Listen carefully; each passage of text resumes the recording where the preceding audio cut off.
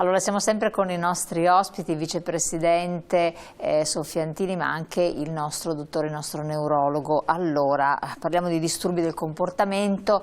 Lei, vicepresidente, ha detto che sua moglie, che lei seguiva dopo un momento, prima fase iniziale, scordava le parole, eccetera, poi ha iniziato a scordinarsi dal punto di vista fisico, non ricordare certe procedure che lei svolgeva ordinariamente, anche abbastanza complesse, eccetera, però poi è iniziata una fase molto impattante. Ancora più complicata, sì. È iniziato, lei praticamente dipendeva sempre di più da me. Non mi lasciava un minuto, mi chiamava continuamente anche se ero a 1 metro da lei. Io non avevo neanche più il tempo, la tranquillità per potermi fare la barba da solo. Ricordo che in quel periodo, per avere un po' di spazio, riuscii ad avere la collaborazione di alcune persone che si erano presi l'impegno di venire 2 ore ogni pomeriggio, ciascuno, a fare compagnia a mia moglie. In quelle 2 ore io potevo uscire di casa per correre dietro a tutte le incombenze che ci sono per la spesa, per mandare avanti la casa. E il lavoro?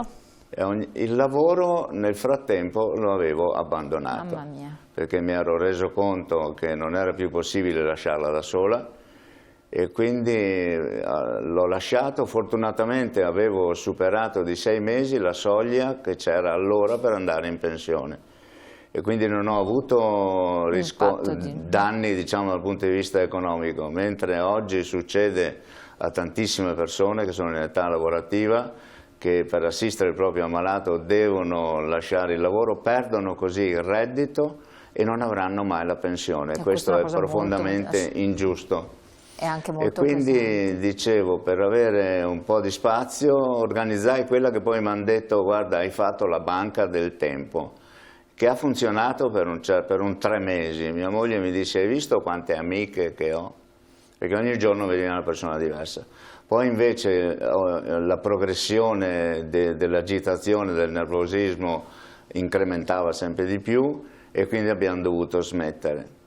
E ricordo come momento brutto, complicato per me, non sapevo come affrontarlo, quando lei ebbe le prime allucinazioni. Lei vedeva delle cose che non c'erano e quindi io non sapevo come gestirle. Lei non si riconosceva più allo specchio, vedeva un estraneo e quindi si spaventava e quindi ho dovuto togliere tutti gli specchi di casa o coprire quelli che non si poteva togliere per non demolire la casa o certi arredi. Quindi una situazione molto molto complicata che poi nel momento più brutto sfociò nella crisi comportamentale, che è quando il danno cerebrale diventa totale, diciamo, la persona diventa completamente irrazionale e quindi questa fase a me mi ha preso assolutamente alla sprovvista quella volta. Improvvisamente non volle più saperne di dormire una notte, di dormire, di stare tranquilla un attimo. Il suo era un continuo girovagare da una stanza all'altra, da su a giù, da dentro a fuori, da una poltrona a una sedia, senza voler prendere farmaci, bere, prendere cibo, nulla. Io non sapevo più che pesci pigliare. Interrompo un attimo, perché ha già raccontato tantissimo. Dottore, allora, un comportamento che cambia, l'abbiamo sentito, cambia anche in modo importante, tanto da non rendere neanche più riconoscibile. Cerco sempre di mettermi dalla parte della persona che assiste, perché il paziente ha il suo decorso, non riconosce più chi gli sta vicino. A questo punto ci racconterai in che step siamo e anche mettendosi un po', cercando di analizzare anche la figura del caregiver, quindi del dottor Soffiantini. Sì. Il signor Soffiantini ci sta raccontando in un certo senso la storia naturale della malattia.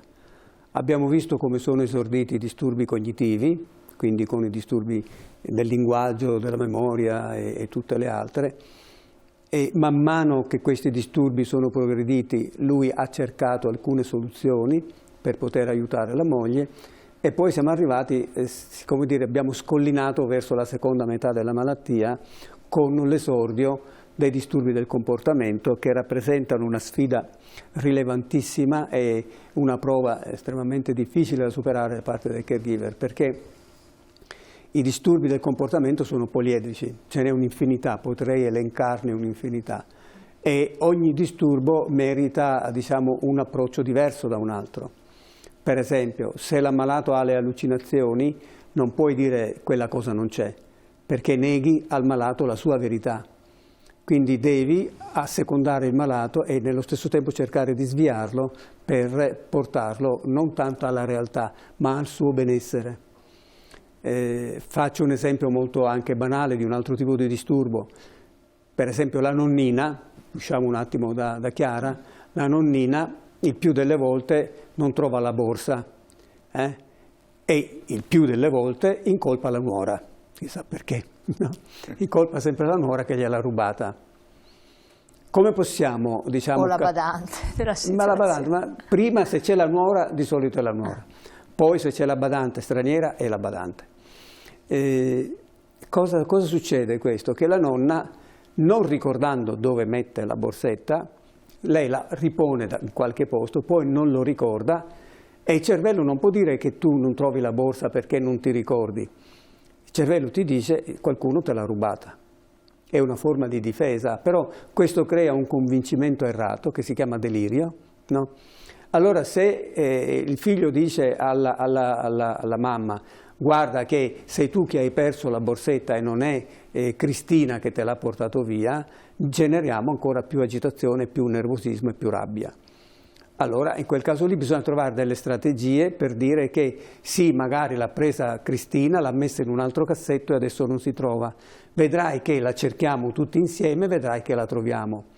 Quindi non nego la realtà al malato, ma lo tranquillizzo dicendo che troveremo la borsetta perché è stata spostata da qualcun altro. Chiaro. Volevo chiedere una cosa a proposito della persona anche anziana, ma forse anche no, non lo so.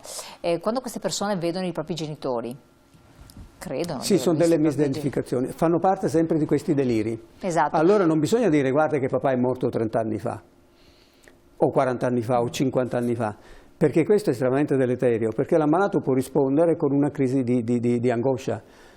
Può dire, come capita, nella mia pluriennale o pluridecennale esperienza, che l'ammalato reagisce male dicendo come mio papà o mia mamma è morta e non mi avete detto nulla. Certo.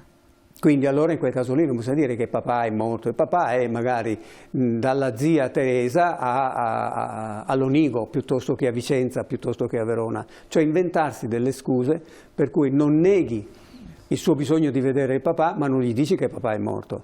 Perché poi magari intervenendo in questo modo il papà mi ha telefonato, ha detto che si ferma dalla zia dove volete voi e che verrà, però poi subito dopo comincia a cercare di sviare il suo pensiero verso qualche altra cosa, in maniera che lo stacca e non diventa un problema, perché altrimenti se vuole il papà si angoscia, perché mio papà non c'è, perché mia mamma non viene più, perché mia mamma non mi chiama. Allora bisogna interrompere questo. Volerli portare alla realtà, facendoli ragionare, come si dice, non si fa il bene del malato.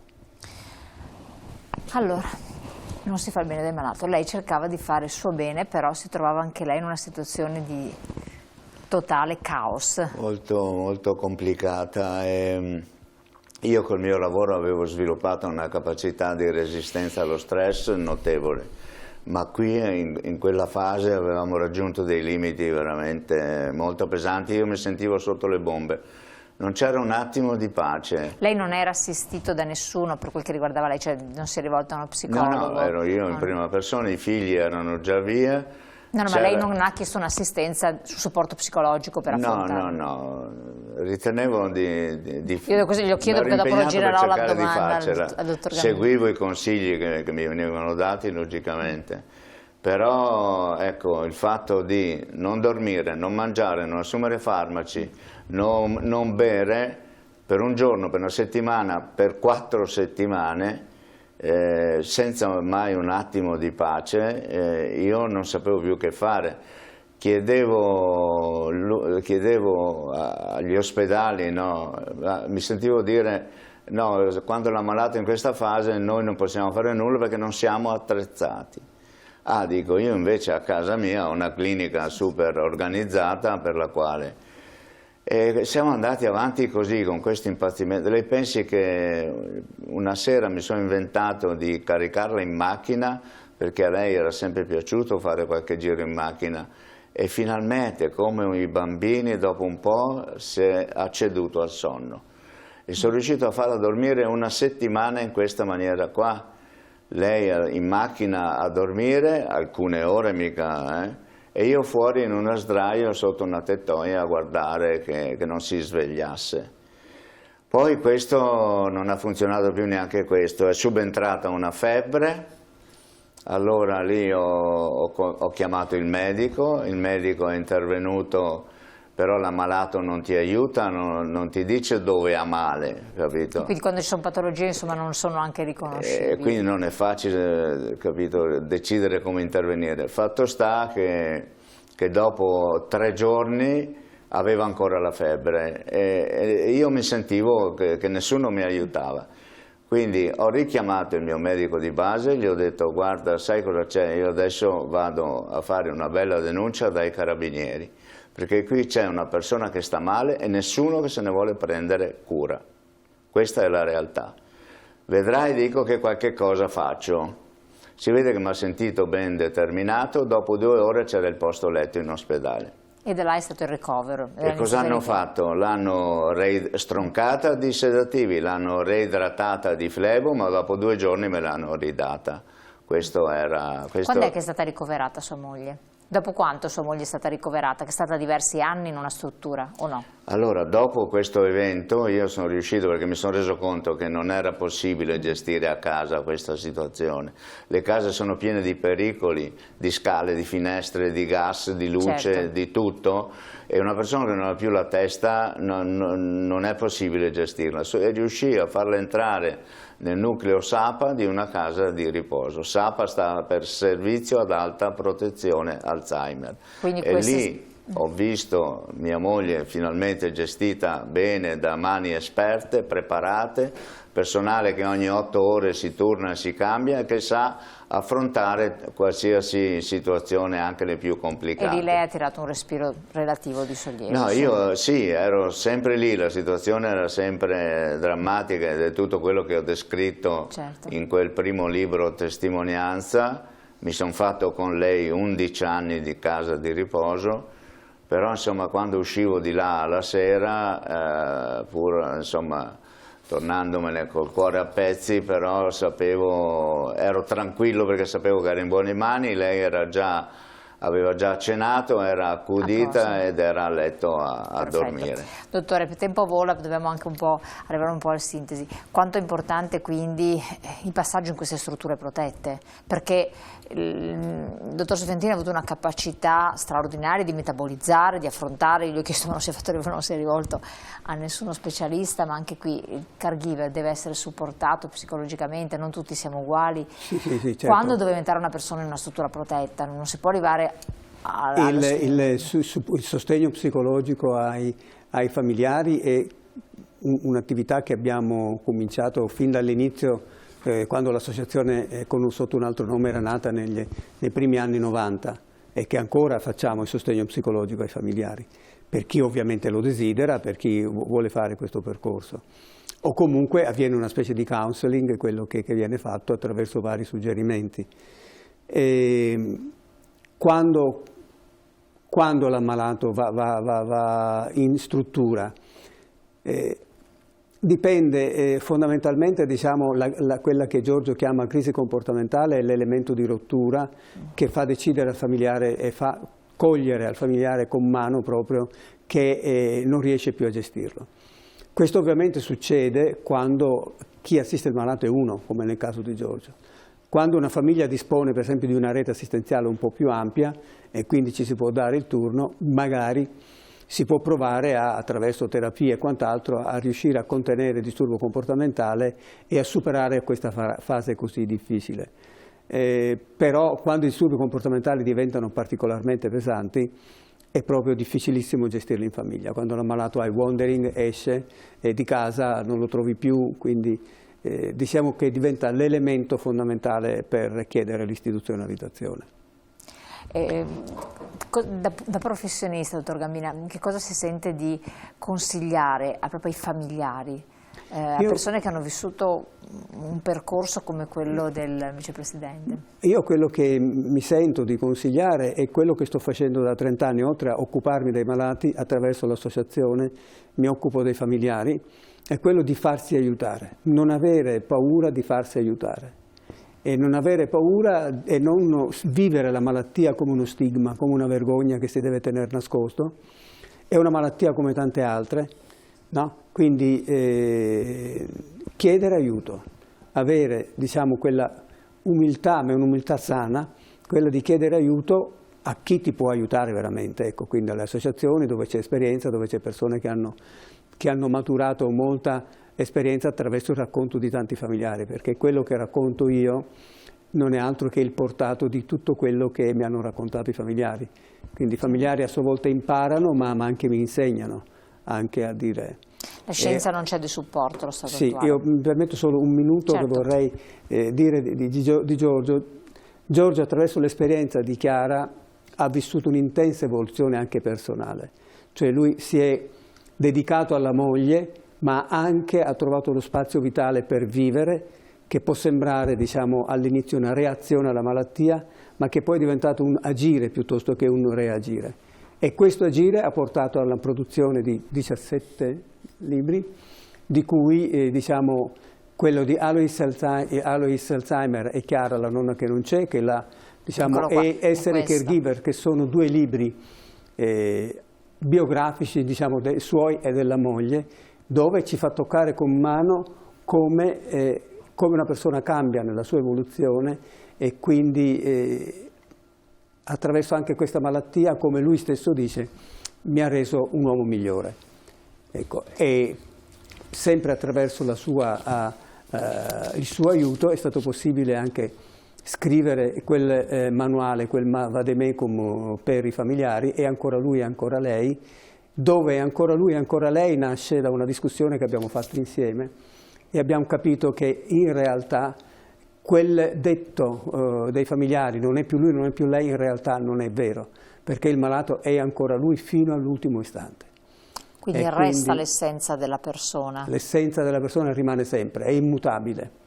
Quello che noi vediamo è un involucro corporeo, è un involucro cerebrale. Forse il non sentirsi riconosciuti, però per no, Giorgio dice una cosa bellissima nel suo libro, quando a volte bastava che Chiara, ormai completamente in stato pressoché vegetativo, che per un attimo lo guardasse o facesse comunque un sorriso, lui tornava a casa volando, perché si era sentito riconosciuto e amato ancora da Chiara. Quindi Alois Alzheimer e Chiara, la donna che non c'è, è una bellissima storia d'amore. Grazie, dottor Gambina. Una battuta di chiusura. Lei quindi è riuscito a chiudere il cerchio, far pace con tutto? Perché cioè, praticamente è una specie di guerra che uno fa con se stesso, una battaglia che uno fa con la malattia, con l'altra persona, ma alla fine lei si è riconciliato con tutto quello che le è accaduto. Sì, questo assolutamente, perché questa esperienza mi ha insegnato tantissime cose. Mi ha aperto ad altre esperienze, mi sono impegnato mentre in quegli anni assistevo Chiara. In tutte le ore libere che avevo mi sono impegnato in tantissime attività e questo impegno è stata quella che io definisco la mia terapia, quella che mi ha salvato dal rischio di diventare la seconda vittima della malattia. Quello, infatti, quindi trovare un impegno diventa fondamentale. Questo è stato, e dopo, quando lei è mancata, e di solito vediamo in associazione quando l'ammalato se ne va, i familiari scompaiono perché non ne vogliono più sapere, giustamente, perché l'esperienza è devastante. A me è successo il contrario, il mio impegno si è triplicato, nel senso che mi piacerebbe, vorrei tanto riuscire a fare qualche cosa per cambiare la situazione di queste famiglie che si trovano a gestire questo dramma tuttora immutato rispetto a quella che è stata la mia esperienza. Speriamo che progressivamente, a forza di parlarne, di insistere, di far capire che non si è soli, assolutamente, qualcosa si riesca a fare. Vicepresidente, dottor Soffiantini, grazie di essere stato qui con noi. Dottor Gambina, neurologo, grazie anche a lei veramente del suo importantissimo supporto e apporto scientifico, per l'esperienza che ci ha reso partecipi anche questa volta. A voi cari telespettatori, grazie di averci seguito.